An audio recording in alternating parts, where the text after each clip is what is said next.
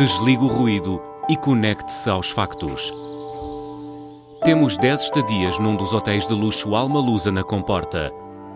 2 adultos, 2 noites. Assine hoje o Observador com até 58% de desconto e habilite-se a ganhar. Tudo em observador.pt. Igreja Católica.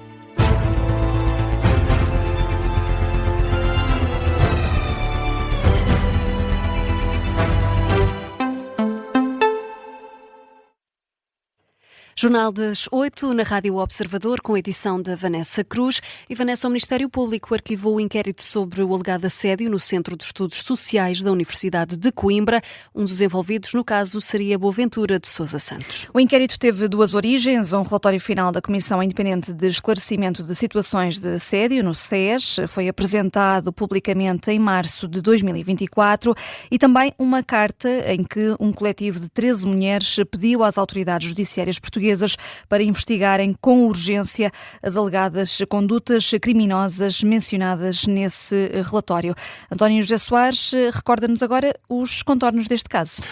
Vanessa, o relatório então divulgado confirmava a existência de padrões de conduta, de abuso de poder e assédio por parte de pessoas que estavam em posições hierarquicamente superiores, mas, no entanto, não especificava nomes. Foram denunciadas à Comissão Independente 14 pessoas, mais exatamente, por 32 denunciantes, o que dá um total de 78 denúncias.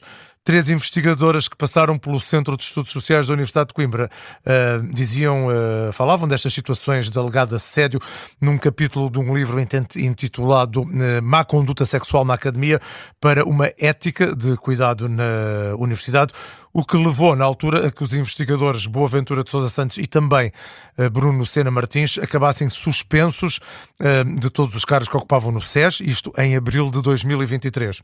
O Centro de Estudos Sociais acabou por criar uns meses depois uma comissão independente para averiguar as denúncias, tendo divulgado o seu relatório já quase um ano depois, portanto em setembro de 2024. Boaventura de Sousa Santos então acaba por intentar ações cíveis para a tutela de personalidade no Tribunal de Coimbra contra estas 13 investigadoras e antigas estudantes do SES, mas acabou por desistir na altura e optar por um processo crime de difamação, que também foi arquivado. E o que é que diz, António, agora o despacho de arquivamento deste inquérito pelo Ministério Público? Segundo a agência Lusa, que cita esta decisão do Ministério Público, o que está explicado no despacho é que as condutas descritas no relatório seriam suscetíveis de integrar prática de crimes contra a liberdade sexual, mas estas dependem da apresentação de queixa por parte das vítimas e, como da análise que foram feitos dos elementos reunidos, verificou-se que nenhuma destas ofendidas apresentou no prazo de 6 meses queixa por causa destes factos.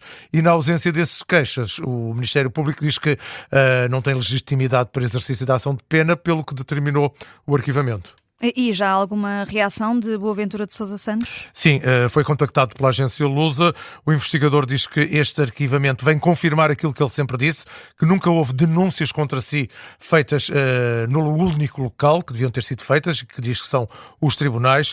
Boaventura de Sousa Santos acrescenta que a intenção nunca foi haver reparação ou punição. Diz que o único objetivo destas mulheres que o denunciaram foi apenas utilizar a comunicação social para o difamar e para o cancelar.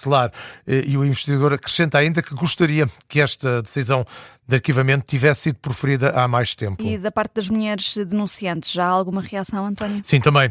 A agência Lusa conseguiu falar também com a representante de algumas destas mulheres que integram este coletivo de denunciantes. É a advogada Lara Roque Figueiredo.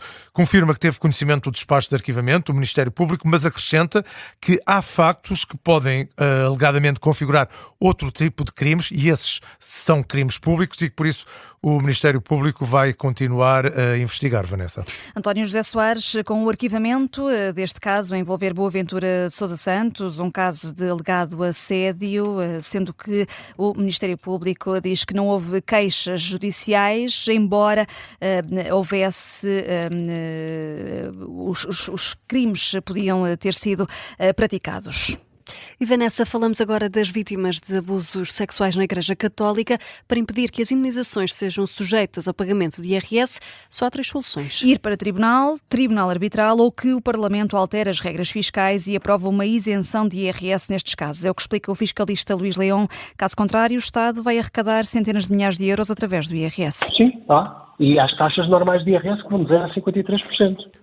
Ou seja, portanto, este rendimento soma ao restante rendimento que a pessoa venha a ter com salários ou recibos verdes ou pensões, ou até com mais-valias da venda de imóveis, e, portanto, este rendimento é daquilo que, mais uma vez, usando uma expressão dos escaleias, é englobado, o que significa soma tudo para calcular a taxa. Exato. E a taxa que vai ser aplicada aos rendimentos totais são as taxas normais de IRS. E essa intervenção legislativa cabe ao Parlamento. Se nada for feito, as indemnizações para as vítimas de abusos sexuais na Igreja Católica são sujeitas às taxas normais de IRS. A tributação tem estado a gerar polémica dentro da própria Igreja. Foi por isso tema do explicador da tarde política. Hoje foi eleito o novo presidente da Conferência Episcopal Portuguesa, Virgílio Antunes, até aqui vice-presidente da CEP e bispo de Coimbra, sucede a Dom José Ornelas. Ainda esta semana, o Ministro da Economia e da Coesão Territorial garante que os apoios prometidos pelo Governo aos municípios chegam nos próximos dias. Estamos a falar, Filipa, das ajudas na sequência das tempestades. O Ministro Castro Almeida foi entrevistado na Rádio Observador esta tarde. Assegura que o dinheiro chega aos municípios até ao final desta semana. Já está feito o despacho, portanto agora está a correr o circuito administrativo para que os vizinhos possam receber rapidamente, será ainda esta semana, vão receber um adiantamento. Vamos ver, os municípios, como os particulares também, têm seguros e a primeira intervenção para cobrir os prejuízos é dos seguros. Manuel Castro Almeida, em entrevista à Rádio Observador, no dia em que Portugal pediu o apoio do Fundo de Solidariedade da União Europeia, precisamente por causa destas tempestades do início do ano. E Vanessa, sabemos quanto é que Portugal vai receber? Olha, Filipe, apesar de os prejuízos serem na ordem dos 5.300 milhões de euros, o Estado português só tem direito a receber 5% desse valor. Pelas contas do Ministro, são 250 milhões de euros. Diz que é o que ditam as regras europeias. E Vanessa, o Chega admite que a lei laboral pode sofrer alterações no Parlamento, mesmo se houver acordo na concertação social. Afirmação feita por André Ventura na sede do partido esta tarde. O líder do Chega diz que é evidente que a legislação pode sofrer mudanças quando chegar à Assembleia da República, mesmo que haja esse entendimento com a UGT na reunião da concertação social que está agendada para depois de amanhã. André Ventura sublinha que o espaço da concertação e o espaço do Parlamento são coisas diferentes. O Chega tem imposto algumas condições para aprovar estas medidas do Governo.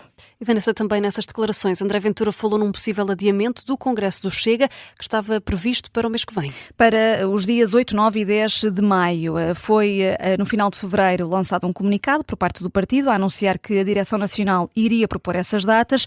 Ora, André Ventura admite agora adiar para depois das eleições dos órgãos distritais e regionais. Acontece que a última Convenção Nacional do partido aconteceu já há mais de 2 anos. Os órgãos eleitos foram na altura chumbados pelo Tribunal Constitucional. Passam 8 minutos das 8 da noite. Vanessa, que outros temas estão em destaque? O embaixador de Israel nos Estados Unidos diz que as negociações de hoje em Washington com o Líbano foram um ponto de viragem na relação entre os dois Estados. Foi o que disse o embaixador israelita à saída deste encontro, que durou mais ou menos 2 horas. Fala de uma vitória do bom senso e da paz. Esta foi uma vitória para o bom senso, para a responsabilidade e para a paz, porque ontem o líder do Hezbollah advertiu o governo do Líbano para que não participasse nestas negociações e o executivo de Joseph Aoun corajosamente disse não ao Hezbollah. Este é o início de uma batalha muito forte, sólida e consistente contra o Hezbollah.